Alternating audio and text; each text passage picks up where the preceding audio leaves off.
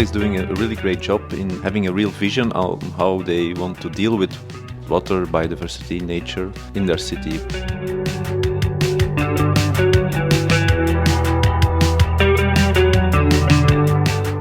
Hi and welcome back to the Cities Reimagined Podcast. Also welcome if you're listening via the Urban Voices podcast, since this is a co-hosted episode today. I'm your voice of choice, Johannes Riegler, and today we go back to Mechelen in Belgium, where the city administration is leading one impressive new European Bauhaus-inspired project that brings back nature to the city, and you will hear all about that today.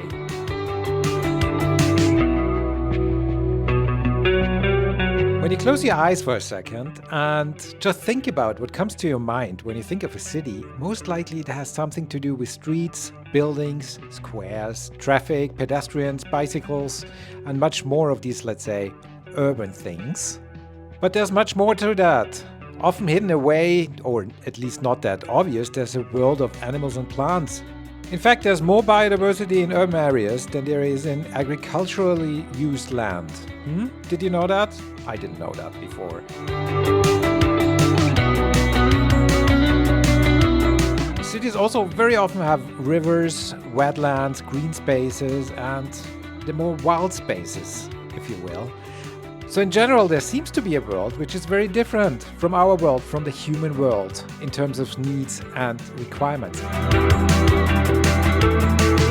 Not too long ago, spotting an otter in or around Mechelen would have sounded like a joke. But today it's becoming a real possibility. And clean rivers are not only good for mammals and the otter, but healthy rivers and ecosystems cool our cities, they filter out the air, and they offer places for people and wildlife to thrive, really.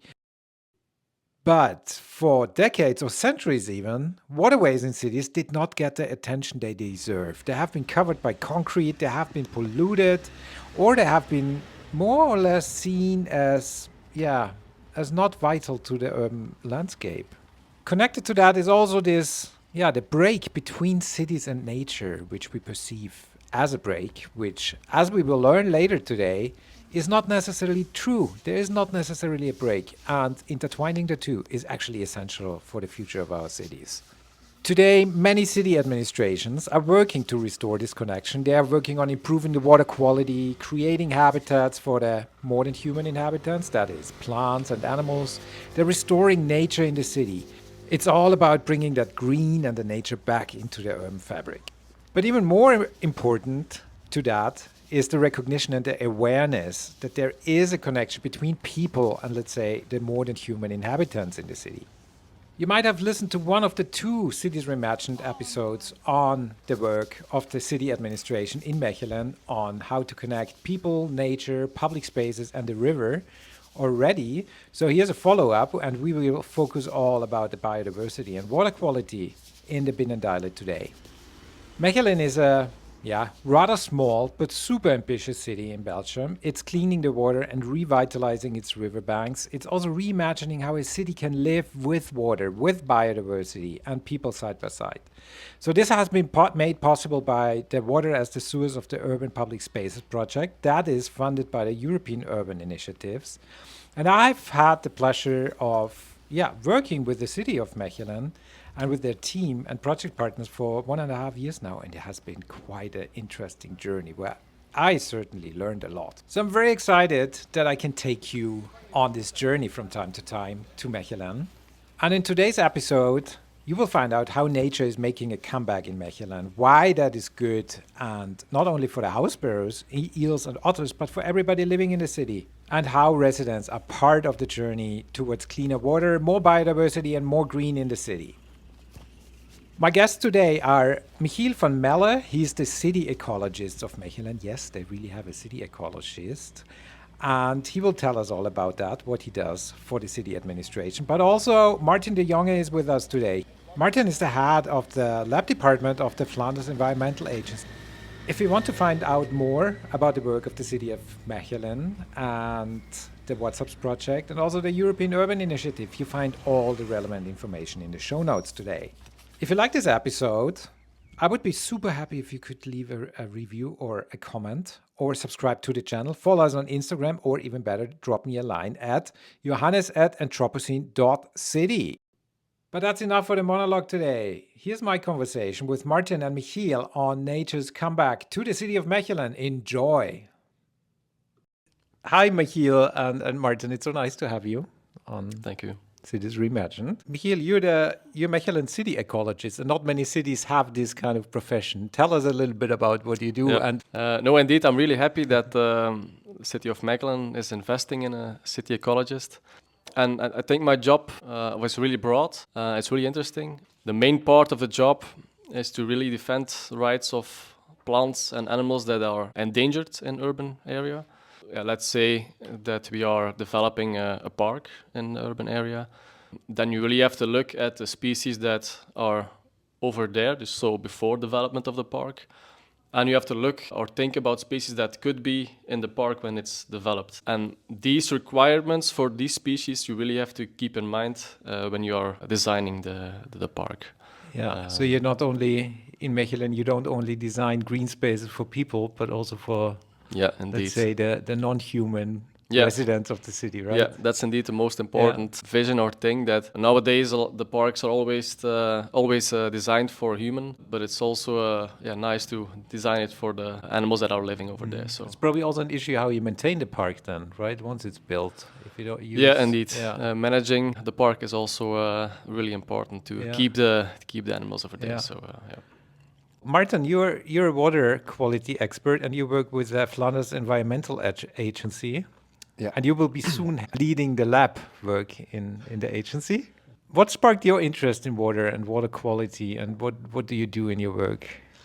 I think all my life I'm fascinated about water quality, both the chemical quality, what kind of substances are present in the water, because it's not visible, but it's so important that we know what's in the water, but also the biological life. Myself, I'm a biologist, and was also interested in what's living inside the water and how can we improve the living organisms in the water. So therefore we have to improve water quality, and that's currently my job, to coordinate water quality monitoring and advise partners how they can improve the water quality. What is your personal connection to the biodiversity and nature as such? Why is it important to you personally?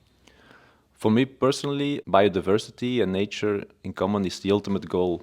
It's my ultimate driver to do my job, get up in the morning and try to improve the environment. And for myself, water quality, like I said, is very important. And to feel like improving or help to improving the water quality is very, very important, because nature in common is going backwards. We have to take care of nature and biodiversity. Walking around in nature is so healthy, feels like the ultimate kind of leaving all behind. So therefore, I think it's the ultimate goal. And water is very, very essential for all of that, right? Yeah. But yet it seems like we didn't value it enough in the last decades. Yeah, it's correct. Like, for instance, now we have already a period that it hasn't been raining for a couple of months. So there's a lot of drought, and people are saying, what about the water? They ask questions. Will we have enough drinking water for the summer? So it's getting more and more important. Also with climate change, I feel like it never has been more important than nowadays. Michiel, how about you? Yeah, I could feel the passion when Maarten was talking about biodiversity and water quality, and I really feel the same way. Or for me, it's the number one thing, the most important thing that you can have in the world, and I can also really find peace in it. For example, when I have a stressful working day, I live in Sint-Niklaas, between urban area and agriculture area.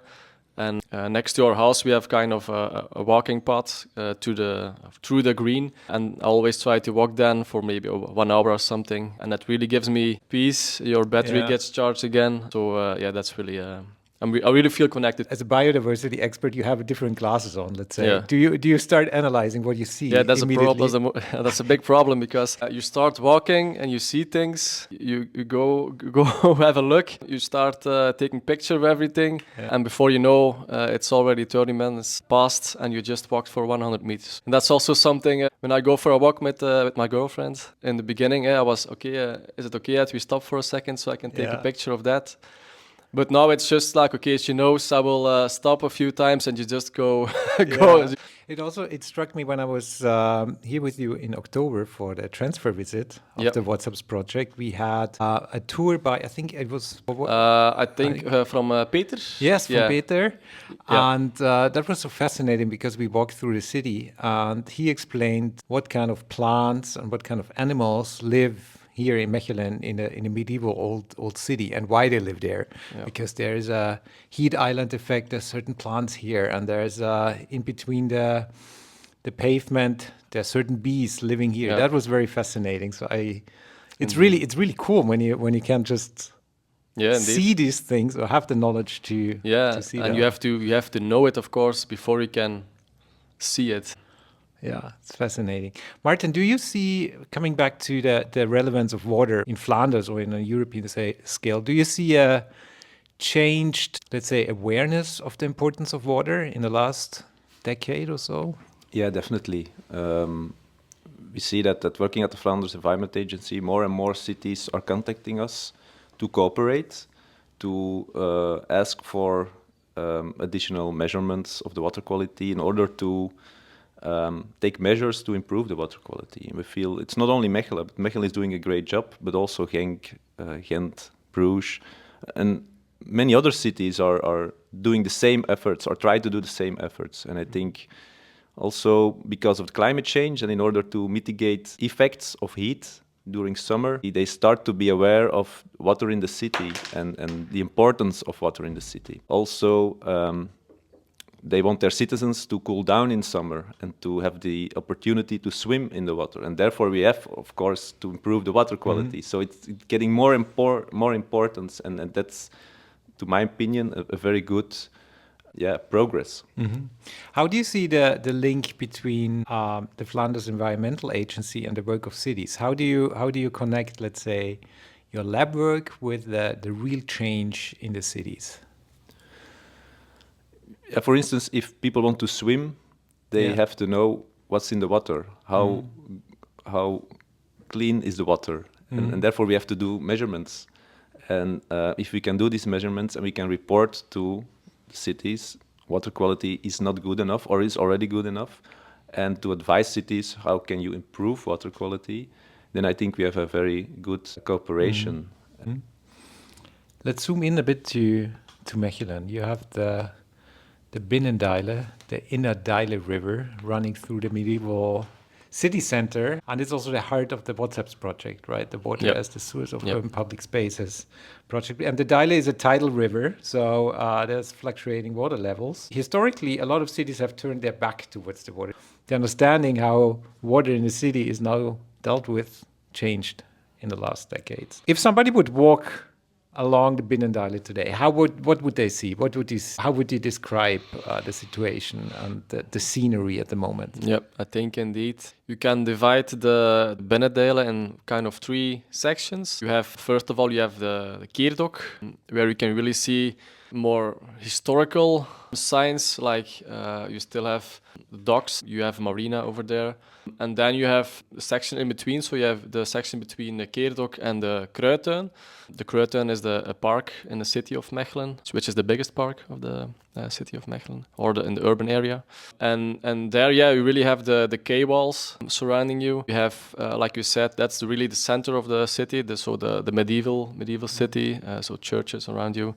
And you have also a few marinas, and you have the Delepad. So the Delepad is something they constructed, I think it's already 10 years ago. But that was a first thing to really get connection to the Binnendeile again. The Delepad is a kind of floating path where you can step on during, I think, one kilometer or something.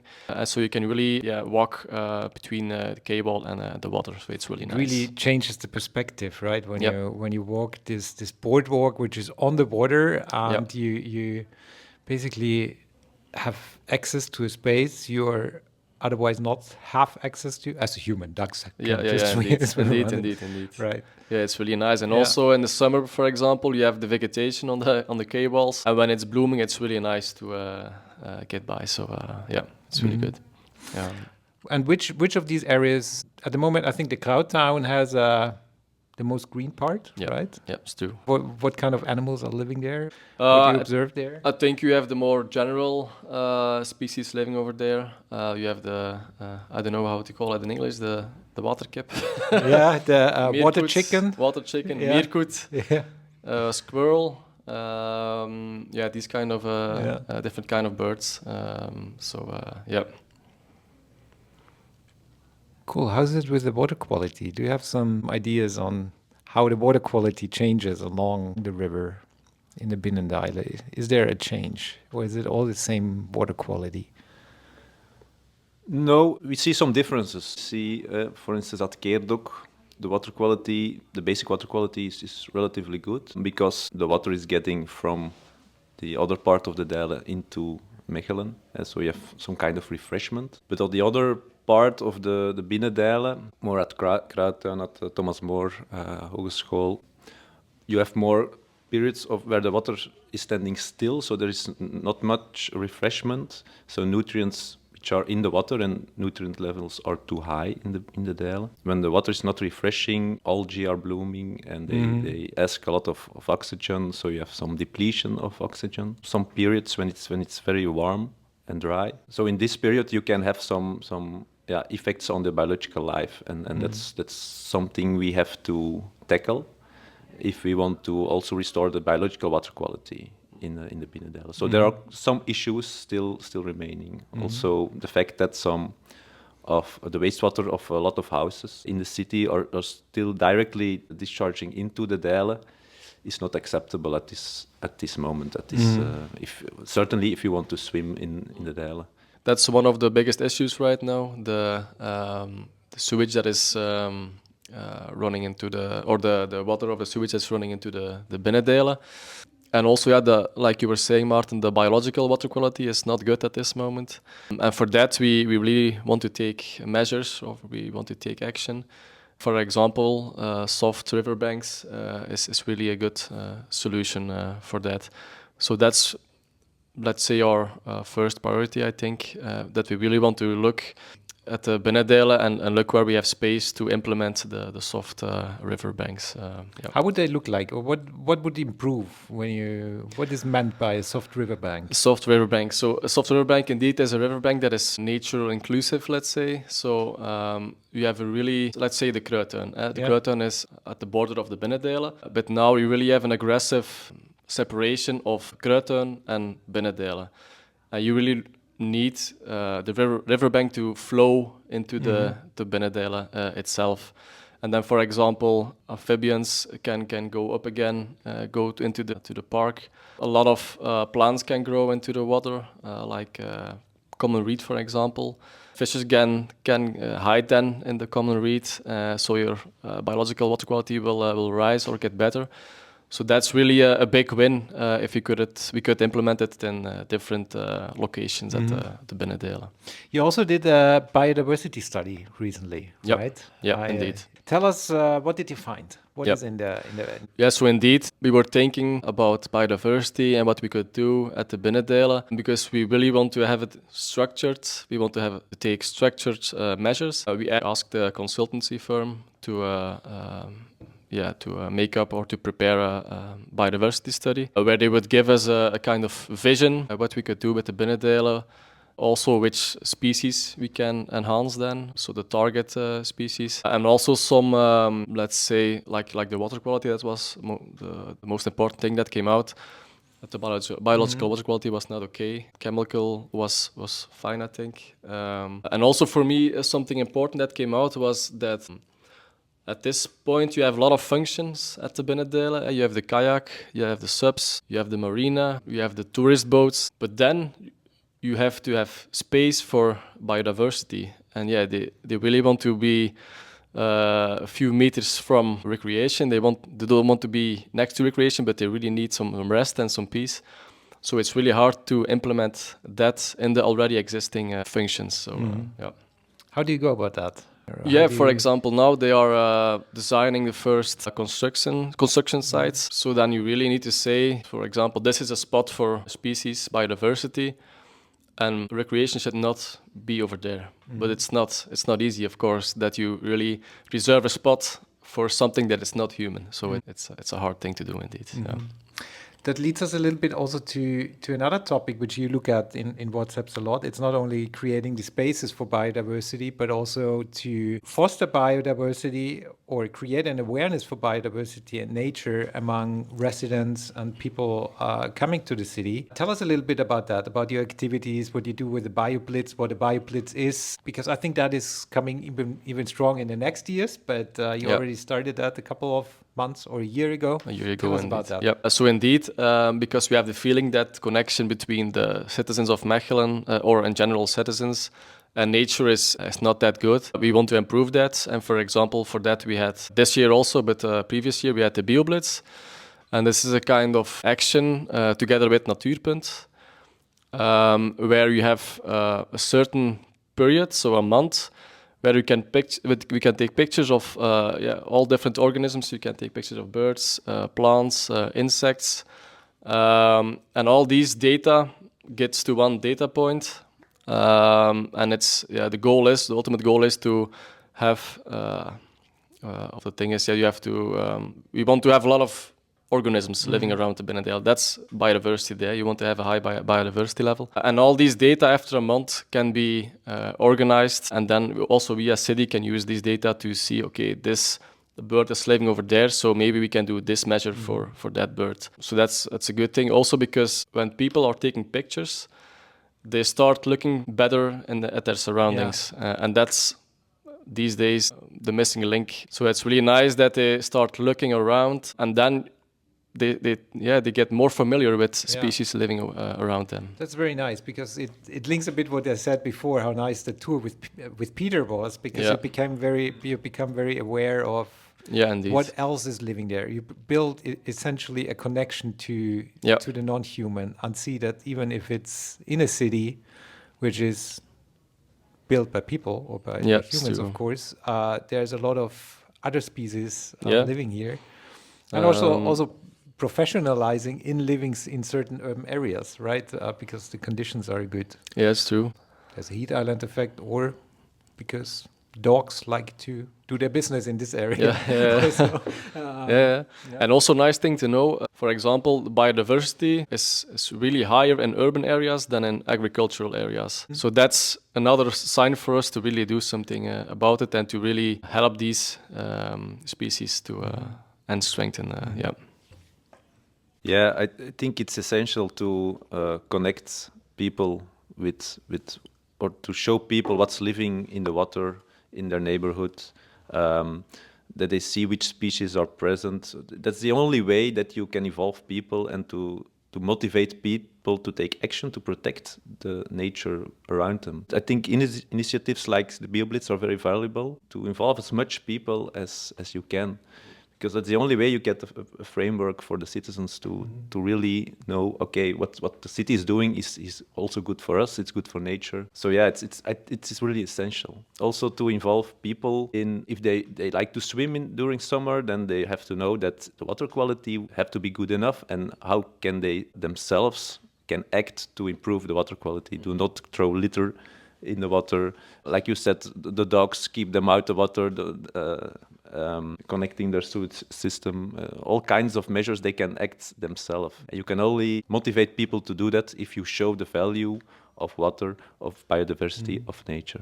I think this is so interesting because it links so well to this understanding of regenerative urbanism, where you not only green cities, or you don't only bring, let's say, nature back into cities, but you sharpen a certain worldview, or you invite your residents or people coming to a city to a worldview where they are not opposite of nature, but they are part of nature. And I think this is so striking in the WhatsApp's project that this becomes one package. It's not only, okay, we create places for biodiversity here and we improve the water quality. No, but we invite residents to have a different perspective of this relationship, relate differently to their environments. Yeah. How do you see that? I totally agree. You live together, and it's not that it's the animals or the species are human. It's and human. So that's really that's really true. And also for example, we really want to. For example, we want to implement educational science about birds that are living next to them, also to increase the knowledge and to increase, how can I say, to sensibilize. Yeah. The Binnendiele also connects two nature areas, right? From one side of the city to another one. Can you tell us a little bit about that? So that's the main reason why we asked agency firm to do the biodiversity study, because we indeed saw that the Binnendiele is running to the city and it connects Mechelsbroek, which is a nature reserve, and also Sennegat at the other side of the city. And we really wanted to know if it was possible to make the connection between the cities, so the corridor function. For example, because you have the same kind of species living over there at the two nature reserves, because it's really kind of wet nature.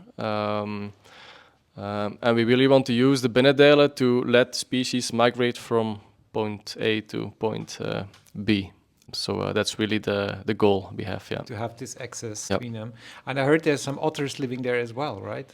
Yeah, indeed. You have the otter that was spotted a week ago, I think, at Willebroek. So it's not far away from Mechelen. And the otter is also a species that is one of the target species we have at the Binnendiele project. And that means that we really are taking measures to get the otter not to the Binnendiele, but around Mechelen, because it really has a lot of habitat wherein the otter will live. So, yeah. What does the otter's life link to water quality as well, I suppose? Yeah, definitely. Otter is a fish eater. He eats a lot of fish, so the fish should be in a good shape. There should be enough fish, but the fish may not be contaminated as well. If there's too much chemical substances in the water or the sediment, then they can accumulate in fish species. So it's also negative for the otter living there. So improving water quality is essential also for otter to live there. So it connects one-on-one. And we see also in Flanders, water quality is improving. Not very rapidly, but it still is improving. And we see that otter is coming back from the Netherlands because the water quality is improving. So this is a good example of how all these efforts of the last decades is helping us to improve biodiversity, but also in the water. The beaver, no? Beaver is also a nice example. Now we have a lot of beavers. It's not always wanted at different locations, but still it's kind of a success story that also these kinds of species are returning, and we also have the benefits of them, certainly. You already spoke about now the potential conflicts about species moving in again. In Austria we have the same, more not in the in the cities we also have the beaver on the suburban areas. Also in Vienna, I saw a beaver once in a very central area. Saw a fox last week also in central Vienna.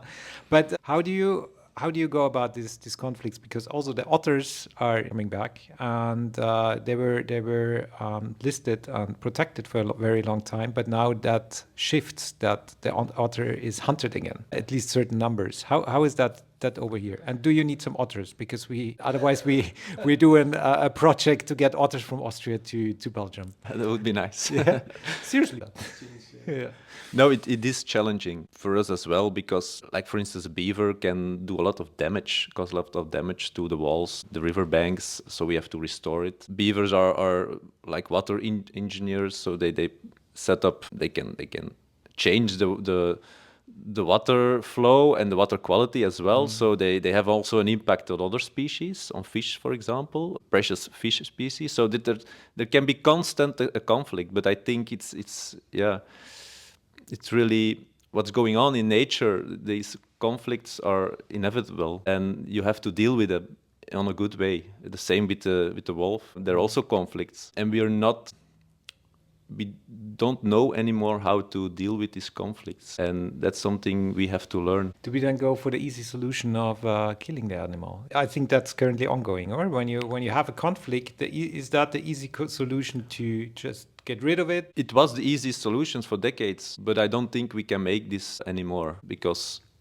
it's, like I said, the returning of the species is a bit the ultimate goal of nature restoration, and we put a lot of effort and money to restore nature, so it's inevitable that these species are returning. And then just saying, let's kill them, that would do a lot of, you turn everything back that you wanted to make good again. Yeah, and also, like we were saying, you have to live together with them. That's the most important thing. And that it's difficult. It will take a time, but it should be the ultimate goal. So yeah. What do you think other cities can learn from your experience in Mechelen here? How is that this innovative work you do here with the WhatsApps project? How can that help other European cities or worldwide cities? For me, working with the target species is really a nice tool, because for Masterplan Binnendelen we select 16 target species. Can you name some besides the otter? So indeed, we have the otter, we have the kingfisher, we have the house swallow, you have some kind of fish species, but I don't know how to call it in English, stekelbars, and aal. Then you have common reed, so plants that are living in the water. And then you have muurhagedis. So you have really different species that we selected, because they all could have a potential habitat at the Binnendelen. Because you know the species that could live at the Binnendelen, so you also know the requirements or the minimal requirements they need to nest somewhere or to be somewhere. For example, food. They need food. Then you know this kind of plants you need to plant in this area. Nesting boxes, for example, they also need spaces to be protected in, so like bushes or something. And when you have all these minimal requirements for the species, you know that you have a potential habitat for them. And when you do that across the whole Binnendelen, you really have a lot of chance to increase biodiversity over there, and especially then the target species you So really for other selected. cities also to make that part of their public space design or their process to design these public spaces? Yeah, indeed. Yeah. For me, I think Mechelen is doing a really great job in having a real vision on how they want to deal with water in their city, water, biodiversity, nature. And they have they've created a master plan, Binnendelen, and that's essential to have some kind of framework in which every action you do within the Binnendelen frames within this master plan, and in this way you can also explain to your citizens why it's important that we improve water quality or create more biodiversity, and explain every action you do because you have a vision, because you have a plan. And that's something that why Mechelen, I feel or I think is ahead towards other cities or to other water managers, because they have this plan, and it's not doing some kinds of actions and then see what happens, but it's real a vision, a plan. That's very good, because it says that there's a lot to learn from how you do it, but first you need to develop this own vision, this plan for your own city, right? And then you can, I think that's very inspiring for Mechelen, for many other cities as well. Yeah, sure, and of course it's not easy, because they do a lot of effort in participation, try to involve people in the whole process. And I know we also want to do that from Flanders Environmental Agency, and it's a lot of effort that goes into this participation trajects, because everyone has another opinion, and you have to deal with these opinions, and you have to make your vision very clear and explain to your citizens or to your partners what you want to do and why it's important. And there's a lot of time and effort goes into that. But otherwise, I think it's not doable. You need to allow that. You need to allow that in and make a plan with everybody, and also listen to the concerns. And of course, it's complex. Yeah, because otherwise you're not realizing much things, I think. Yeah.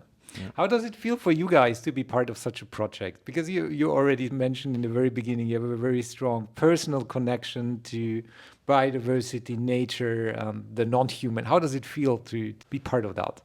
For me personally, I lived for 7 years in Mechelen, and I'm now living close by. So I feel this is a bit my home, a bit. So Yeah. it's also personal, very inspiring to see that the city is taking a lot of actions to improve water quality, which is my key profession or my passion. So it's very nice for me to get involved in this project. How about you, Michiel? Yeah, for me the same. I'm really excited about it because, for this project, biodiversity is really the key topic. So for me, it's really nice to work on it because we will realize a lot of things which I'm really curious of in a couple of years, how it will look and which species we can try to help. And sometimes you have, like I said, you have a lot of functions. You really have to look together with your colleagues. Okay, biodiversity is an important thing, but of course for them, their topic is also important. So you really have to find the how do you call it, equilibrium between different functions. Right? Yeah, indeed, working out. But for this topic, I can really do everything. So that's really nice. Yeah. Cool. If you would jump now 15 years forward and you would walk the Binnendeile in the central Mechelen, how would you hope it looks like? What do you see if you walk? If you imagine you just beam yourself 15 years forwards, how would it look, feel, smell like? Yeah. From your perspective, or take the perspective of a I will of see maybe the, another I, of another. I will see the animal. otter swimming next to me. Yeah. Yeah, for me, of course, because biodiversity is an important topic. It would be green, and there would be no cars driving next to the Binnendeile. So you really have the pedestrian function and the cycle function, but that would be everything, and everything would be in function of the biodiversity and greenery. So yeah, it should be really nice. How about you, Marteen? I hope to see within 50 years that the Dijle is more connected to its environment. Like Michiel said, the riverbanks, my organisms can go from the water to the terrestrial habitat, to see more aquatic plants growing everywhere, perhaps some clear spaces where you can see fish moving around the aquatic plants. In general, more life, seeing more life in the Dijle, and also see a lot of people swimming in the Dijle, and because I know for the city it's also one of their goals, and I feel this could be possible within 15 years. How would you see this connection between people and nature in 2040 in this picture you just described? Would there be more awareness by people towards natural processes and biodiversity? I definitely hope so, because I feel more and more people are getting aware of nature and the importance of nature, also in the city, or definitely in the city. And I hope we can strengthen that within the next 15 years. I don't want to see people getting not aware anymore of why nature is important. So I hope to see that more and more people are getting involved in what's living around them, and that they know why it's value to have biodiversity or have a good water quality in their city. Great. No, I feel the same as Martin. I feel personally already a positive change going on. So I think also in 15 years that there will be a kind of revolution or something, and that it will be much more accepted than it is now. Yeah. And you're working on that revolution. We're working on that.